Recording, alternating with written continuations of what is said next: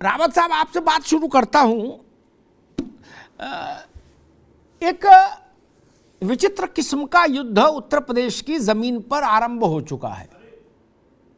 उसका शोषा बिहार से छोड़ा गया था, लेकिन वो बिहार में जिन्होंने बवाल शुरू कराया था, चंद्रशेखर जो वहां के शिक्षा मंत्री थे, उनका एक ऑडियो भी वायरल हो रहा है। वो कह रहे कि नहीं, हमारी स्वामी मौर्य से भी बात हुई है और राजेंद्र गौतम से भी बात हो गई है, हिंदू देवी देवताओं को थोड़ा हल्का बचा के रखना है, नहीं तो बवाल हो जाएगा, और बाकी चीजों पर अटैक करना है? और सवर्णों को लपेट लेना। वो कह रहे हैं कि सवर्णों को लपेट लेना है उसमें कस के। तो वो ऑडियो वायरल हुआ है और चंद्रशेखर जी ने उसका खंडन भी नहीं किया। तो और इधर ये बाबा बागेश्वर आ गए, जो कुछ कहने सुनने में बाकी साधु संत संकोच कर रहे थे या गोल मोल थोड़ा जलेबी जैसा बताते थे, बाबा बागेश्वर ने भी सीधी लाइन खींच दी। बोले भाई, रामचरितमानस को राष्ट्रीय ग्रंथ बनाओ और देश हिंदू राष्ट्र बने, इसका संकल्प लो सब लोग। हालांकि योगी आदित्यनाथ अभी कुछ दिन पहले इस बात को दूसरे ढंग से उन्होंने कहा था कि हमारा सनातन ही भारत का राष्ट्रीय धर्म है और अयोध्या में रामलला का मंदिर ही भारत का राष्ट्रीय मंदिर है। लेकिन अब लड़ाई दूसरे किस्म की हो गई। गर्व से कहो हम शूद्र हैं, और बागेश्वर बाबा कह रहे कि हिंदू राष्ट्र बनाना है। क्या देख रहे हैं आप? 24 भी सामने है रावत साहब। देखिए अमिताभ जी, ये बिल्कुल सच है कि कोई भी अगर अपने धर्म के साथ गद्दारी करता है तो स्वार्थ के लिए करता है। जयचंद ने अगर गद्दारी करी थी तो अपने राजपाट को बचाने के लिए और अपने प्रतिशोध के लिए की थी, और आज इतिहास में उसको जयचंद बोला जाता है। अगर आज समाजवादी पार्टी हिंदू धर्म की दो फाड़ करने पर तुली हुई है, शूद्र दलित वर्सेस सवर्णों की अगर लाइन खींचने की कोशिश करती है अपनी वोटों की राजनीति के लिए, तो मुझे लगता है इतिहास इनको कभी माफ करेगा। आज अगर ये कहते हैं कि अखिलेश यादव, हम गर्व से कहो हम शूद्र हैं, अगर शूद्र हैं तो शूद्र बन जाओ, कोई दिक्कत नहीं है। आप जो आपका बैकवर्ड का रिजर्वेशन छोड़ दो, आप शूद्रों का रिजर्वेशन ले लो। आप चाहते हैं कि वोटों की राजनीति के लिए हिंदू धर्म की दो फाड़ की जाए, वो हिंदू धर्म के इतिहास के लिए अमिताभ जी बहुत घिनौनी चाल है, और इसके दुष्परिणाम दूर तक जाएंगे, इतिहास तक जाने वाले हैं इसके दुष्परिणाम। इसलिए मैं इनको समझाना चाहता हूं, इस प्रकार की वोटों की राजनीति के लिए, सत्ता में आने के लिए धर्म के साथ, हिंदुत्व के साथ, सनातन धर्म के साथ इस प्रकार का व्यवहार ना करें, क्योंकि पहले सनातन बहुत चोट खा चुका है, इतना खा चुका है जिसकी कोई हद नहीं है। और अगर आप भी इसमें कुल्हाड़ी मारने की कोशिश करेंगे सिर्फ सत्ता में आने के लिए, तो मुझे लगता है कि इसके दुष्परिणाम अमिताभ जी बहुत ज्यादा होने वाले हैं। ठीक है रावत जी, मैं सारे मेहमानों को एक बार बहस में ले आऊं, फिर दोबारा मैं आता हूं बस। निधि यादव जी, अभी कुछ दिन पहले मैं इसी ढंग के विषय पर चर्चा कर रहा था, तो मैंने एक टिप्पणी की थी, वो टिप्पणी रखता हूं कि समाजवादी पार्टी अपने जीवन काल में अब तक, जब से वो जन्मी है, दूसरी बार सबसे बड़ा प्रयोग करने जा रही, जिसमें जोखिम का कंटेंट सबसे ज्यादा है। एक मुलायम सिंह जी ने किया था अयोध्या में, उसके हानि लाभ इतिहास में है, मैं उनका रिपीटिशन नहीं करूंगा। और एक अब ये मौर्य के बयान से एक थॉट पहले सपा को था कि नहीं, मौर्य को अलग करना चाहिए, ठीक नहीं, बवाल है। फिर सेकंड थॉट आया कि नहीं, इसको आगे बढ़ाना चाहिए, इस पर लाइन खींच देनी चाहिए। तो बड़ा प्रयोग है, उतना ही बड़ा जोखिम भी है। आप एक राजनीतिक पार्टी के नेता हैं, आपको ये बात कैसे एनालाइज करेंगे कि आपका कागज पर गणित कहता होगा कि ओबीसी, मुसलमान और दलित एक साथ हो जाएंगे तो झंडा फहर जाएगा, ठीक ना? सीधी यही गणित होती है जब नेता बैठते हैं, ठीक कि भाई इतना मुसलमान है, इतना वो है, मुसलमान कहाँ जाएगा? बोले अपने पास आएगा, है ओबीसी है ही हम, और दलित भी इसमें आ जाएगा, गर्व से कौम शूद्र है, तो मिला के ये हो गया कितना? बोले अब दिल्ली फतेह हो गई, डोंट वरी, चलो चाय मंगाओ। निधि जी, ऐसा लगता है या आपको लगता है जोखिम भी है? 50-50 है भाई, चल गया तो बहुत फायदा देगा और नहीं चला तो बहुत ही नुकसान दे देगा, ऐसा लगता है?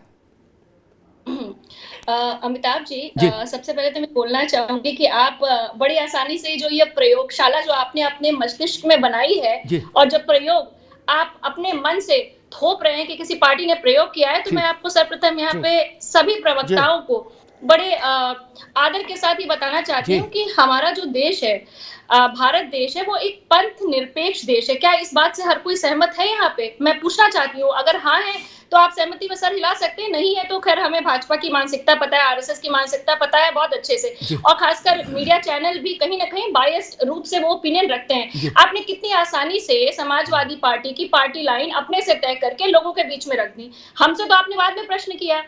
देखिए, जहां तक समाजवादी पार्टी का सवाल है, यादव जी ने ये नहीं कहा कि हम शूद्र हैं, ये मैंने कहा क्या? अच्छा, बात कर रही भाई? नहीं, आप बड़े आसान से आप कह रहे हैं कि हमने प्रयोग किया।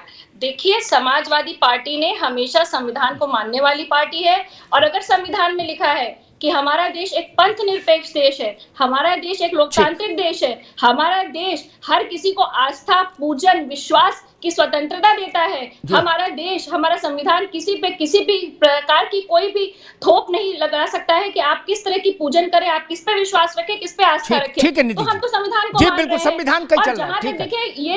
ठीक है, आइए दोबारा, संविधान का ही मामला है आपका। ठीक है, निधि यादव शायद मेरे शो में पहली बार आई, उनका बहुत स्वागत है।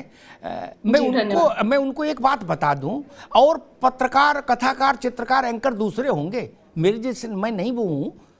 अब मैं कहना नहीं चाहता था, व्यक्तिगत बात के लिए कहना पड़ेगा, इन्होंने ऐसा no, I will not allow, no, रुकना होगा। अरे रुकना होगा भाई, आराम से बात करें, रुकना होगा अभी। इन्होंने कहा आपने अपने मन से मेरी पार्टी की लाइन तय कर दी, प्रयोगशाला बना दी। अरे रुकोगे भाई, मैं बता दूं, मैं जब मायावती और समाजवादी में अलायंस हुआ तो मैं और अखिलेश जी बैठे, अब सुनिए, ठीक, वहां कोई प्रवक्ता वक्ता नहीं था, कोई, हम और वो, एक कागज निकाला, जो सामान्य प्रक्रिया होती है उसमें जोड़ घटाना किया, भाई कितना दलित है, कितना ओबीसी है, कितना मुसलमान है, सारा वोट जोड़े, पिछले में अगर ये सारा वोट जोड़ दे तो क्या गणित आता है, तो उस हिसाब से एक आंकड़ा लगा, कोई इतनी सीटें आनी चाहिए। हमको मत बताइए, अभी रुक जाइए, ठीक है ना? इसलिए वहां ये कागज पर ही नहीं लिखा जाता कि संविधान, इस बात को समझिए, हर पार्टी वही करती है, हर पार्टी वही करती है, ठीक है ना?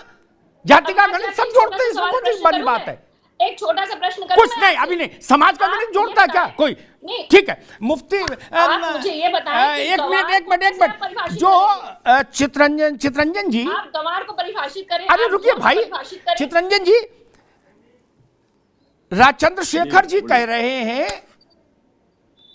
कि हिंदू देवी देवता को पर मत बोलना, ये संविधान की बात नहीं कर रहे वो, ठीक, लेकिन सवर्णों को लपेट लेना, सवर्णों को लपेट लेना, चाहे जितनी गाली देना, कोई समस्या नहीं, हिंदू देवी देवताओं को लपेटोगे तो फिर मामला उल्टा हो जाएगा क्या? और दलित और पिछड़े को एक साथ करना है। और बाकी मेरी बात हो रही है मौर्य से भी और राजेंद्र गौतम से भी, और बड़ा आंदोलन चलाएंगे, हम आते हैं जल्दी। ये संवैधानिक बात है, ये संविधान की शपथ ली जा रही है इस वायरल वीडियो में।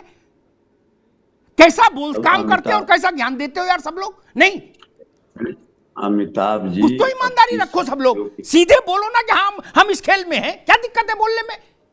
नहीं, अमिताभ जी, जिस वीडियो के बारे में आप बता रहे हैं उसकी कोई प्रामाणिकता नहीं है, तो उनको खंडन करना चाहिए था आके। भैया तो चंद्रशेखर जी को पढ़े लिखे आदमी है, खंडन करना चाहिए था आके तुरंत।